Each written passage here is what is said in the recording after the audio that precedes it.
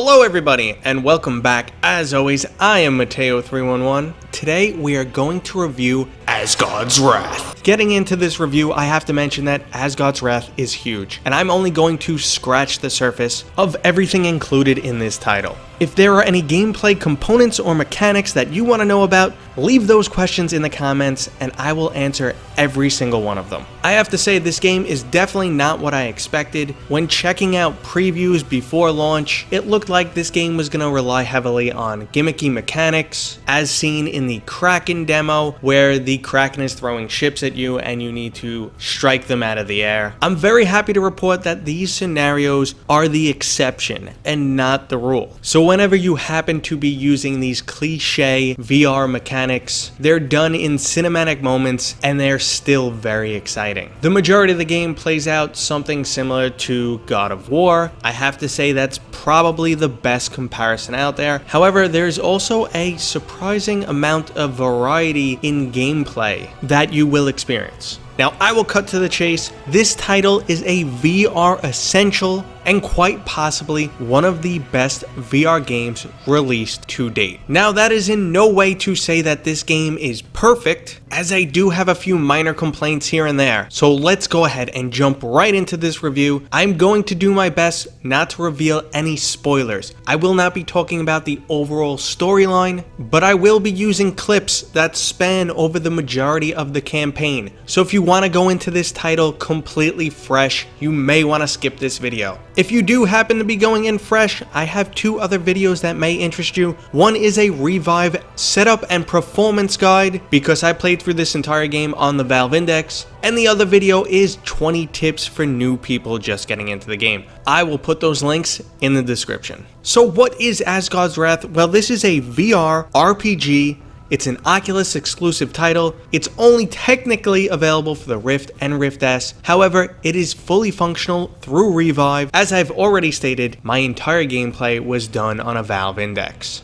Now, I actually want to start this review by discussing what I feel are the worst parts of the game. They are few and far between, and overall they are minor complaints, and in no way, shape, or form anything close to a deal breaker. Now, number one on this list is actually the combat. That is not to say that the combat is bad. It's just at this point in time in the VR world, we've actually seen some games handle combat a bit better, and I really wish it would have been a little bit more physics heavy. One of the first things I like to do in a VR combat game is smash my sword against my shield. I oddly find that clank satisfying and like to use it as a taunt against my enemies. Well, sadly, your weapons will just clip through each other. And this will actually happen if you try to strike a weapon against an object you can break. If you just poke the object or lightly put your weapon on it, it will just phase through the object. However, if you were to swing like you're trying to break that object, you will destroy the object. In a VR environment, this does break immersion.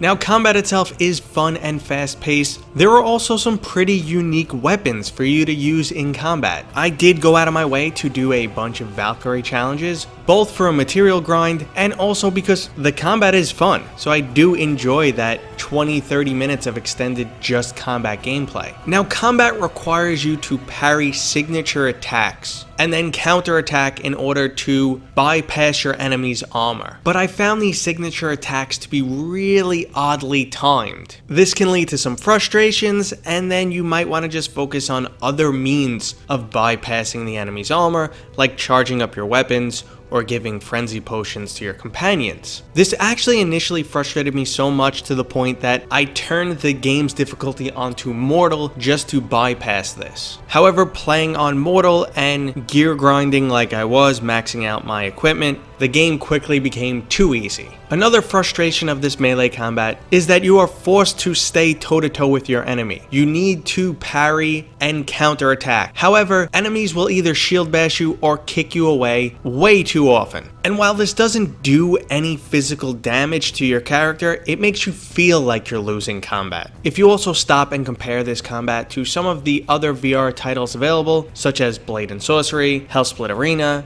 Swords of Gargantua, and even Until You Fall, these games all bring either more physics or some other special nuances to combat that either should have been included in this game or just push it over the top compared to this combat system. Now, the only other two gripes I have about this game are minor. One would be the variety of enemies. For a VR RPG, it's odd to just only be fighting humanoids throughout the entire game. You're not going to come across any exotic creatures that you need to fight, excluding the Kraken in the first 10 minutes of the game. But fantasy creatures are a VR staple that is just missed here. A lot of the enemies, even though they do have different attack patterns and status effects, they do feel like reskins. And the last minor complaint I have just comes down to crafting. If you need to craft an item which needs multiple other tiers of crafted items, it just feels like a little bit of a waste of time. I wish there was just a one-stop method to craft directly to the highest level item you need. Now that we have my issues out of the way, I have to say everything else in this game is awesome. I put in about 32 hours before I completed the main campaign. Now, this game doesn't really have side quests like you'd see in a traditional RPG, but rather side tasks. These are basically mini challenges, archery competitions, combat, puzzles, and they would give you a reward. When I came across them, I did the majority of them, mainly because I wanted components to craft the best gear, not because I felt the need to 100% this game. The overall storyline is nothing to really brag about, however, its delivery is amazing. Gods are literally introduced with a nice thunderous bang, and this game absolutely knows how to lean on its strengths, mainly playing with VR scale. Remember, you are a demigod in this game, however, you are interacting with mortals consistently. So jumping between mortal perspective and god perspective is actually really cool. Viewing god entities as a mortal is truly quite imposing, and then being empowered to battle them in your own demigod form is just extremely satisfying. Graphically, this is the best looking VR title to date. Some of the characters and their animations are just spectacular. Your companions are some of the most detailed entities I have ever seen in VR. Companions in this game are twofold. They all come with unique combat abilities, and then a secondary ability is primarily for puzzle solving.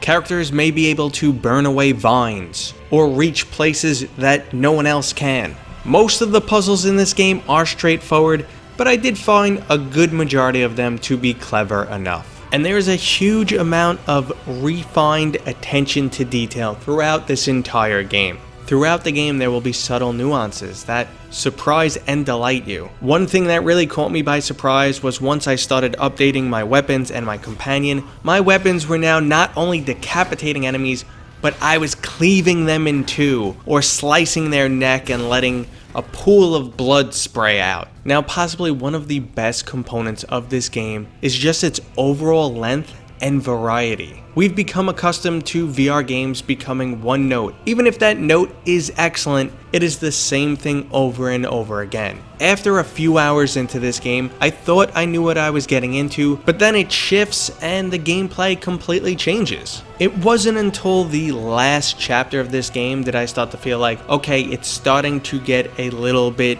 too repetitive, too similar, I've seen everything, but that's because I was approaching the end of the game, and yes, by that point, I basically did see everything. Overall, I have to say, this is a VR essential title. The graphics are amazing, the combat is fun and entertaining, the attention to detail is spot on, this game leans heavily into the strengths of VR, there is a large amount of content and variety in this game, and it's honestly really hard to say anything negative about this game. We are now at the level of quote-unquote AAA title VR games, and the $40 price tag is completely justified. Personally, I feel that this game could be valued at $60. That just would have been a hard sell for the typical VR gamer. Overall, I think just about everyone will enjoy this game. I've already droned on for 10 minutes and I feel like I just scratched the surface of letting you guys know how good this game is and what this game actually entails. If you have any questions about